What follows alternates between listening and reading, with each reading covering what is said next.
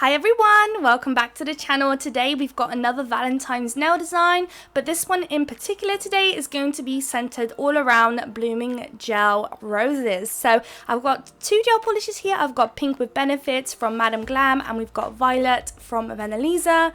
And straight off the bat, I'm going to tell you a little whoopsie that I managed to do with today's video. So I usually do my nail designs off camera. I like to come very much prepared for filming, and I like to know exactly what I'm doing for a video. And I ended up picking up the wrong gel polishes actually. So the pink with benefits is the correct background color that I'm going to use, but later on we're going to use the violet to create the blooming roses. And actually initially with my first prototype, you could say, I used a much brighter shade. So it's a very similar shade to violet, but it was a bit more brighter. I don't know whether I used a different company gel polish that was maybe a bit more pigmented or something, but it was definitely much brighter than the one we used today. So just a little heads up, so if at the end you feel like it was a bit too dark, it wasn't as bright as you maybe initially wanted it to be or thought it would be, then just pick up a brighter color. This nail design is really fun as well to kind of change the colors around to suit your liking. So this one you could say is a very bright, very, cutesy, girly set. But if you're wanting to rock a Valentine's nail design but you're not into very bright colors, I'm sure darker shades would look so cool on this one too, or even give this really fun anti-Valentine's kind of design idea there too. So that could be really fun too. So we've applied 2 layers of gel polish, we've popped it into the lamp, and now it's time to apply our blooming gel polish. So you want to make sure you don't cure it. So as you can see here, I didn't trim or anything, it's still wet, and then I'm going in with the violet on my brush and I'm creating a rose. So I'm starting off with the center, doing kind of little swipes with my brush, and then the further away you're getting, the larger of a brush stroke you're doing, the longer it's going to get, all of that jazz. I feel like I definitely started off with a way too heavy hand and the petals were a bit too big a bit too soon. So I probably should have done it way smaller at the beginning, and then the further away from the center of the rose I was getting, but I should have probably used more and more gel polish, but I did it this way instead, which still came out looking pretty good, I think. The blooming gel I'm using is a super old one. I didn't really want to show you guys anyways, just because it's old and it's one of those AliExpress brands, and yeah, I'm just not a big fan. It's the only one I had, unfortunately. It wasn't really working the best either. I'm really dying to try the Madam Glam blooming gel. I've seen quite a lot of people use them over my time of watching YouTube videos and stuff, and every time I see it, it seems to work so well. So I really want to get my hands on one of those. So maybe one day you'll get a video with it included. So for the time being, we're going to have to work with what I've got. Here I was kind of adding more gel polish in just because it kind of mixed up with the blooming gel as I was creating the petals, you could say, from the rose, and I wasn't really vibing with that, so I just wanted to add some extra little petals. So here I messed up. I forgot that I didn't place the blooming gel, and as soon as I did it, you could definitely see that there was no blooming gel. So you will definitely notice if you do the same mistake as me over here. So we're going to place the blooming gel on this nail and the one in the background too here as well, and these two nails are going to be a bit different. So we've just created a full rose across the whole nail there, but for the other two nails now that we're going to work on, they're actually going to have 2 roses. There's going to be one at the top and one at the bottom, and I was trying to make sure that I leave a gap in between those roses somewhere in the center, and that's because later on we're going to add some crystals and some caviar beads. I really wanted to leave that one all nice and bare, so at least you can try. Blooming gel of course will bloom, so you want to make sure that you leave enough of a gap for it to bloom and it doesn't end up going where you want it to go, if that makes sense. Well, you don't want it to go actually. So here I'm doing my rose. Top left hand side, you could say on this one, we're going to slightly focus on the other nail a bit more top right hand side. So same thing applies, just add your strokes. As you can see, I'm not an expert at it. There's way more talented people out there when it comes to these roses, and they do beautiful roses with the blooming gel. I don't actually do blooming roses too often, so I'm not an expert just yet. But who knows, maybe after this Valentine's season I'll become an expert. So we've done our rose at the top, now we can work on the rose on the bottom. And you have to remember with blooming gel, the longer you leave it chilling, the more it's going to bloom. In my instance, with the blooming gel I've got, it was a bit, like I said, it was just old and it just wasn't working as best as I wanted it to. So I could have actually left it going for a very long time and it wouldn't actually bloom that much, unfortunately.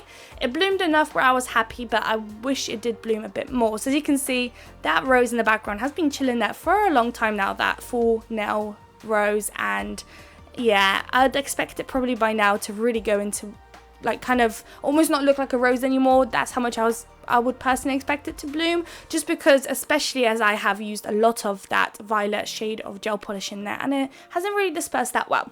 So that's why I can leave it chilling, but do keep an eye out just in case, because back when this was actually a good blooming gel, if I had left it for too long, it would have literally just merged into one another. So you want to leave it for enough, but make sure you keep an eye on it, because you don't want it going a bit too crazy then. So like I said, same thing here. We're going to do top right hand side. It's still kind of a bit in the center, but I did try to focus the center of the flower a bit more to the right, then your little flower at the bottom, and then we'll be able to finally pop them into the lamp and cure them. So once they're cured, we've got 2 more nails to work on. We've got that full pinky shade nail in the background, and we also have the violet nail in the background. And for those, I kind of wanted to keep it simple. I really wanted those rose nails to really pop and for them to be the center of the nail design, but you all know me, I love to add extras, and there's never enough for me that every nail has to have literally something going on. So those are now cured. So working on our violet nail, I'm going to use my super long nail art brush, and I'm going to do stripes. So I'm going to initially do the lines, and then off camera I'm going to perfect them.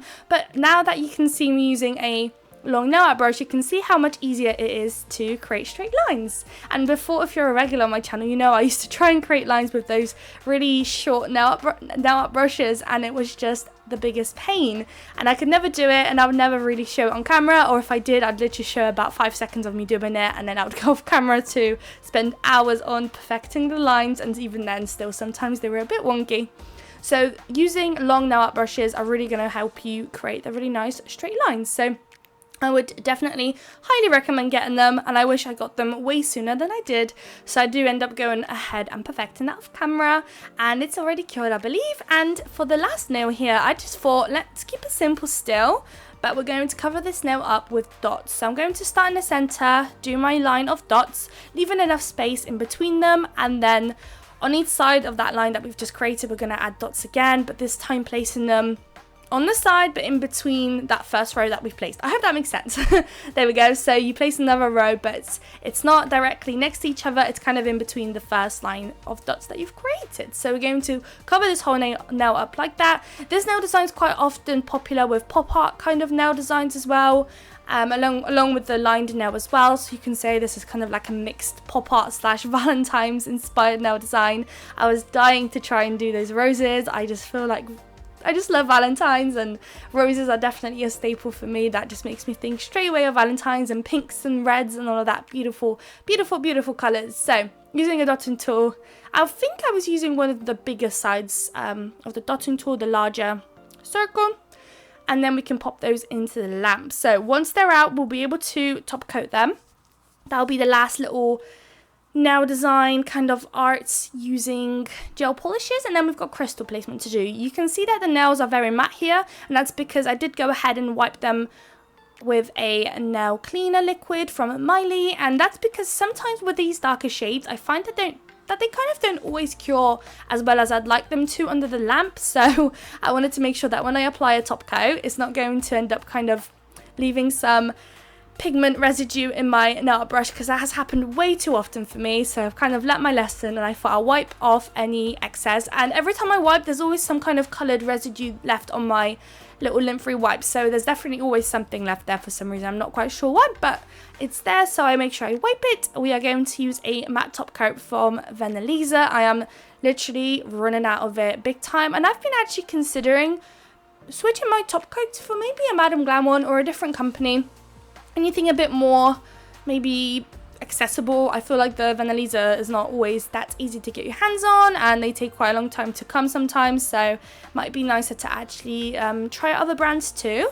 So now that they're matte, there we go, they look so cute. And now imagine the violet a bit more brighter, so it would literally look so much prettier. I wish I showed you guys the initial nail design that I did off camera. So for the 2 nails that we've got, the 2 roses chilling there, I'm going to place 3 crystals. They're going to be the clear crystals right in the center over here next to each other.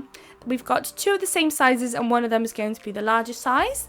And then the remainder of where I've placed the Macart Rhinestone glue gel, I'm going to place caviar beads. So Once the caviar beads are placed, we've only really got 2 simple crystal placements left on the dotted nail and the lined nail, and that's basically it for the crystal placement. So we've got a very, very easy crystal placement today. I feel like this nail design overall is very easy, very simple to create, as long as you've got the bloom and gel, and maybe you spend just a few minutes practicing those roses and just making sure you've got the grasp around it, then this can be a very quick win for your clients when creating nail art designs for them. I know that whenever a client comes and they don't know what they want, I feel so stressed and I don't know what to give them, but if they come and they just want a Valentine's set, you can have this one bagged, and it's such a quick and effective nail design in my opinion. I think it's really, really pretty, and I would definitely want to rock these myself. I know that not everyone is a very pinky bright shade person, but like I said, you could kind of alter the colors, make it darker, pick up some darker shades, maybe even do a nude version of it, use some darker and lighter shades of nude to create a really pretty subtle Valentine's set. So there's a lot of opportunities here for sure. So I'm using my little rose gold tool, I still don't know what it's called, to perfect the caviar beads, and then we can pop them into the lamp. So for this nail here, what we are doing here actually is we're going to flip, what we do on this nail is going to be flipped onto the dotted nail. So on this side we're popping the crystals on top left hand side, and then on the dotted nail it's going to be top right hand side, and that's where we're going to place our crystals. My crystals are from AliExpress. They are beautiful and so sparkly, as you can see, and of course I had to add caviar beads in between the crystals. You will know me, I love them, so I will be adding those as well. So I'm just kind of messing about, you know, big crystal in the center, the further away you're getting, the smaller of a crystal you're using, all of that basic stuff. Crystal placement, super easy. And I'm using my nail art brush to get really close in between the crystals. Ideally, if you're doing it for a client, to also help prevent the crystals from popping off and just staying as long as possible, you want to make sure you apply it on the tacky layer and then do the top coat. But of course, it's just easier for me for video purposes to do it the other way around. And also doing it my way that I just did now, if you end up doing it that way, you're kind of risking having a glossy area somewhere that you might not exactly want, just because if you cured the Rhinestone glue gel on an area that you didn't want it to, and you've already got a matte background going on, then you're going to cure and leave a shiny area in an area you don't want it to be. So been there, done that. If that happens to you, get a lint-free wipe, get some nail cleaner prep liquid. The blue Miley liquid is always what I use, and just wipe it away and you're good to go. Of course, wipe it away before curing. After you cure it, there's not really much you can do other than file it down or something, but that's of course then risking your nail design. So pop in those caviar beads and then pop that beauty into the lamp. Like I said, we're going to flip it onto the dotted now, which I ended up not actually filming and showing you. And boom, here is the final result. I hope you guys liked it. I really think it's so cute. I love how it came out. And it's a fairly busy set, although there isn't actually that much work that went into it. It's super simple, but really effective. So I hope you guys liked it. If you did, please don't forget to like, comment and subscribe, and I would absolutely love to see you all in my next video. Bye guys!